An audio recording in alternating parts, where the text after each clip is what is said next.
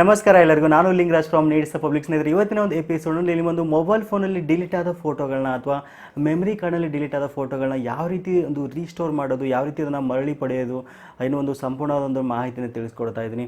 ಹೌದು, ಕೆಲವು ಸರಿ ಏನಾಗುತ್ತೆ, ನಿಮ್ಮ ಒಂದು ಮೊಬೈಲ್ ಫೋನಲ್ಲಿ ಆಕಸ್ಮಿಕವಾಗಿ ಅಥವಾ ಆಕ್ಸಿಡೆಂಟಲಿ ಫೋಟೋಸ್ಗಳು ಡಿಲೀಟ್ ಆಗಿಬಿಡುತ್ತೆ, ಮೆಮರಿ ಕಾರ್ಡ್ ಫಾರ್ಮೇಟ್ ಆಗಿಬಿಡುತ್ತೆ. ಸೊ ಕೆಲವು ಸರಿ ನಿಮ್ಮ ಒಂದು ಸಿಸ್ಟಮ್ಗೆ ವೈರಸ್ ಅಟ್ಯಾಕ್ ಆಗುತ್ತೆ ಅಥವಾ ಸಿಸ್ಟಮ್ ಕ್ರ್ಯಾಶ್ ಆಗುತ್ತೆ.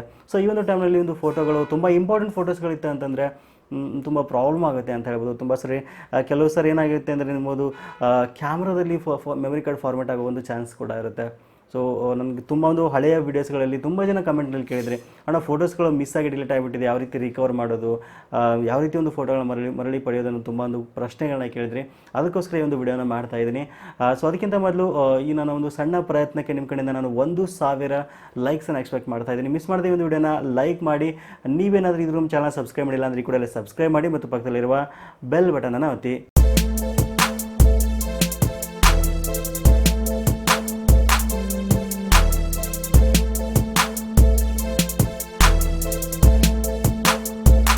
ಹೌದು, ಕೇವಲ ಒಂದು ಫೋಟೋಸ್ಗಳು ಅಷ್ಟೇ ಅಲ್ಲದೆ ಒಂದು ವಿಡಿಯೋಸ್ಗಳು ಏನಾದರೂ ಡಿಲೀಟ್ ಆಗಿದ್ದರೆ ಅಥವಾ ಬೇರೆ ಒಂದು PDF ಫಾರ್ಮೆಟ್ ಫೈಲ್ಸ್ ಆಗಿರ್ಬೋದು, ಯಾವುದೇ ಒಂದು ಡೇಟಾ ಡಿಲೀಟ್ ಆದರೂ ಕೂಡ ನಾವು ಒಂದು ಈಸಿಯಾಗಿ ಒಂದು ರಿಕವರ್ ಮಾಡ್ಬೋದು. ಯಾವುದೇ ಫಾರ್ಮೆಟ್ ಅಂದರೆ ವಿಡಿಯೋ ಫಾರ್ಮೆಟ್ ಒಂದು EVI ಫಾರ್ಮೆಟ್ ಆಗಿರ್ಬೋದು ಅಥವಾ MP4 ಆಗಿರ್ಬೋದು, 3GB ಆಗಿರ್ಬೋದು, ಯಾವುದೇ ಒಂದು ಫಾರ್ಮೆಟನ್ನು ಒಂದು ಈಸಿಯಾಗಿ ರಿಕವರ್ ಮಾಡ್ಬೋದು. ಈವನ್ ಫೋಟೋಸ್ಗಳಾದರೂ ಅಷ್ಟೇ, PNG, PSD, ಆಮೇಲೆ ಯಾವುದೇ ಒಂದು JPG ಫಾರ್ಮೆಟ್ ಆಗಿರ್ಬೋದು, ಯಾವುದೇನೂ ನೀವು ಈಸಿಯಾಗಿ ರಿಕವರ್ ಮಾಡ್ಬೋದು.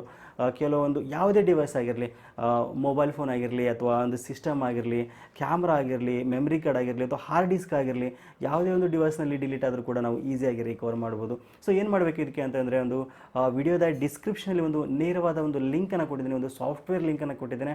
ಆ ಒಂದು ಸಾಫ್ಟ್ವೇರನ್ನು ನಿಮ್ಮೊಂದು ಕಂಪ್ಯೂಟರ್ನಲ್ಲಿ ಅಥವಾ ನಿಮ್ಮೊಂದು ಲ್ಯಾಪ್ಟಾಪ್ನಲ್ಲಿ ನೀವು ಇನ್ಸ್ಟಾಲ್ ಮಾಡ್ಕೊಳ್ಬೇಕಾಗುತ್ತೆ. ಸೊ ಇನ್ಸ್ಟಾಲ್ ಮಾಡ್ಕೊಂಡ ನಂತರ ಜಸ್ಟ್ ಒಂದು ಡೆಸ್ಕ್ಟಾಪ್ಗೆ ಒಂದು ಇದನ್ನು ಕ್ರಿಯೇಟ್ ಮಾಡಿ, ಒಂದು ಐಕಾನ್ನ ಕ್ರಿಯೇಟ್ ಮಾಡಿ ಅದನ್ನು ಓಪನ್ ಮಾಡ್ಕೊಳ್ಳಿ ಅದನ್ನ. ಸೊ ನೀವೇನು ಮಾಡಬೇಕು ಅಂದರೆ, ನಿಮ್ಮ ಒಂದು ಫೋನಲ್ಲಿ ಅಥವಾ ನಿಮ್ಮದು ಮೆಮರಿ ಕಾರ್ಡಲ್ಲಿ ಆಟೋಮೆಟಿಕ್ ಫಾರ್ಮೇಟ್ ಆಯಿತು ಅಥವಾ ಮಿಸ್ ಆಗಿ ಫೋಟೋಸ್ ಡಿಲೀಟ್ ಆಯಿತು ಅಂದರೆ ತಕ್ಷಣ ಒಂದು ಅದನ್ನ ಮೊಬೈಲ್ ಫೋನ್ ತೆಗೆದುಬಿಟ್ಟು ಕನೆಕ್ಟ್ ಮಾಡಿ, ಒಂದು ನಿಮ್ಮ ಸಿಸ್ಟಮ್ಗೆ ಕನೆಕ್ಟ್ ಮಾಡಿಬಿಟ್ಟು ಒಂದು ಸ್ಕ್ಯಾನ್ ಮಾಡಬೇಕಾಗುತ್ತೆ. ಸೊ ನಿಮಗೆ ಸಂಪೂರ್ಣವಾಗಿ ತೋರಿಸ್ಕೊಡ್ತೀನಿ ಯಾವ ರೀತಿ ಇದು ವರ್ಕ್ ಆಗುತ್ತೆ ಅಂತ. ನಾನು ಒಂದು ಮೆಮರಿ ಕಾರ್ಡನ್ನು ನಾನೊಂದು ಕಂಪ್ಯೂಟರ್ಗೆ ಹಾಕಿಬಿಟ್ಟು ಯಾವ ರೀತಿ ವರ್ಕ್ ಆಗುತ್ತೆ ಅಂತ ತಿಳಿಸ್ಕೊಡ್ತೀನಿ. ಮಿಸ್ ಮಾಡದೆ ಒಂದು ವಿಡಿಯೋನ ಕೊನೆವರೆಗೂ ನೋಡಿ. ಸ್ನೇಹಿತರೆ, ನಾನು ಲ್ಯಾಪ್ಟಾಪ್ನಲ್ಲಿ ಈ ಒಂದು ಸಾಫ್ಟ್ವೇರ್ನ ಆಲ್ರೆಡಿ ಇನ್ಸ್ಟಾಲ್ ಮಾಡ್ಕೊಂಡಿದ್ದೆ. ನಿಮಗೆ ಒಂದು ಲೈವ್ ಆಗಿ ತೋರಿಸ್ತೀನಿ ಯಾವ ರೀತಿ ಒಂದು ಫೋಟೋಸ್ಗಳನ್ನ ರಿಕವರ್ ಮಾಡ್ಕೋಬೋದು ಅನ್ನೋದನ್ನು. ಸೊ ನನ್ನ ಒಂದು ಮೆಮರಿ ಕಾರ್ಡನ್ನು ಇನ್ಸರ್ಟ್ ಮಾಡ್ತೀನಿ ಈಗ. ಸೊ ಇದ್ರಿಗೆ ಇನ್ಸ್ಟಾಲ್ ಮಾಡಿಲ್ಲ, ಇವಾಗ ಇನ್ಸರ್ಟ್ ಮಾಡ್ತೀನಿ ನೋಡಿ. ನಿಮಗೆ ತೋರಿಸ್ತಾ ಇದೆ ಇಲ್ಲಿ EOS ಡಿಜಿಟಲ್ H ಅಂತ ತೋರಿಸ್ತಾ ಇದೆ, H ಡ್ರೈವ್ ಆಗಿ ತೋರಿಸ್ತಾ ಇದೆ. ಇದು ಎಕ್ಸ್ಟರ್ನಲ್ ಮೆಮರಿ ಕಾರ್ಡನ್ನು ನಾನು ಆಲ್ರೆಡಿ ಇನ್ಸರ್ಟ್ ಮಾಡಿದ್ದೇನೆ. ಸೊ ಈಗ ಅದನ್ನು ಓಪನ್ ಮಾಡ್ತೀನಿ. ನಾನು ನಿಮಗೆ ಈಗ ಓಪನ್ ಮಾಡಿ ತೋರಿಸ್ತೀನಿ. ಇಲ್ಲಿ ಒಂದು ನಿಮಗೆ ನೋಡ್ತಾ ಇರ್ಬೋದು, ಒಂದು 2 ಫೋಟೋಸ್ಗಳಿದೆ. ಟೋಟಲಾಗಿ 4 ಫೈಲ್ಸ್ ಇದೆ. ಒಂದು ಫೋಟೋನ ನಿಮಗೆ ಒಂದು ವ್ಯೂ ಮಾಡಿ ತೋರಿಸ್ತೀನಿ, ಇದೊಂದಿದೆ. ಆಮೇಲೆ ಇನ್ನೊಂದು ಫೋಟೋ ಇದೆ ನೋಡಿ.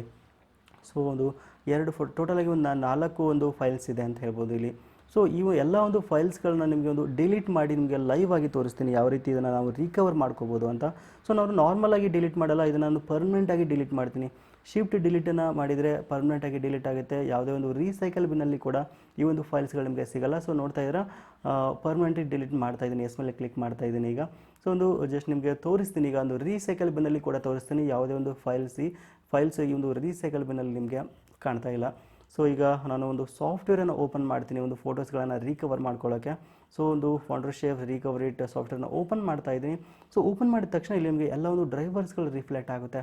ನೋಡ್ತಾ ಇದ್ದೀರಾ, C ಡ್ರೈವ್ ಇದೆ, E ಡ್ರೈವ್ ಇದೆ, F ಇದೆ, G ಇದೆ ಮತ್ತು H ಡ್ರೈವ್ ಇದೆ. ನಾವು ಎಕ್ಸ್ಟರ್ನಲ್ ಡಿವೈಸ್ EOS ಡಿಜಿಟಲ್ ಅಂತ ಕಾಣ್ತಾ ಇದೆಯಲ್ಲ, H ಡ್ರೈವರ್ ಇದೆ. ಸೊ ನಾನು ಕೆಲವು ದಿನಗಳ ಹಿಂದೆ ನನ್ನ ಒಂದು ಎಕ್ಸ್ಟರ್ನಲ್ ಹಾರ್ಡ್ ಡಿಸ್ಕನ್ನು ನಾನು ಇದಕ್ಕೆ ಕನೆಕ್ಟ್ ಮಾಡಿದ್ದೆ. ಅದು ಕೂಡ ಇಲ್ಲಿ ನಿಮಗೆ ರಿಫ್ಲೆಕ್ಟ್ ಆಗ್ತಾ ಇದೆ ನೋಡಿ. ಇದು ತೋಶಿಬಾ ಅಂತ ತೋರಿಸ್ತಾ ಇದೆ ಇಲ್ಲಿ.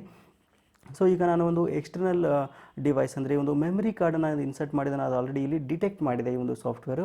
ಸೊ ನಿಮಗೆ ನಾನು ಮತ್ತೆ ಓಪನ್ ಮಾಡಿ ತೋರಿಸ್ತಾ ಇದ್ದೀನಿ. ಈ ಒಂದು ಮೆಮರಿ ಕಾರ್ಡಲ್ಲಿ ಯಾವುದೇ ಒಂದು ಫೈಲ್ಸ್ಗಳಿಲ್ಲ ಇಲ್ಲಿ.